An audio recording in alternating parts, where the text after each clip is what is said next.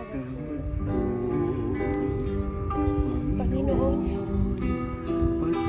patawad po.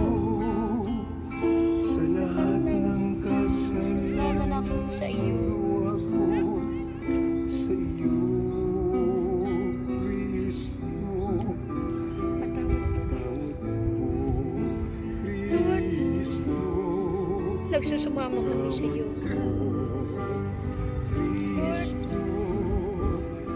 Lord, for your grace of forgiveness, that we may be able also to forgive others who have wronged us, who committed faults and failures, our friends, our relatives, our loved ones, people that are not part of our circle,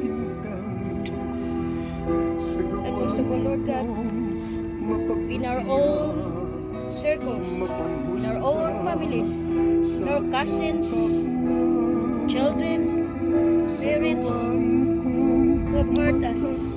Most of the time, yan po yun ang na-imprint sa aming mga puso at isip. Kaya minsan hindi namin nagagawa ang tamang landas dahil kami ay nababahala sa mga sakit na aming nararamdaman, sa mga sakit na inaidulot intentionally or unintentionally, Lord. Sa pagkakataong ito, ng buong puso, buong kaluluwa, humingi kami sa iyo ng patawad. O Panginoon, patawad po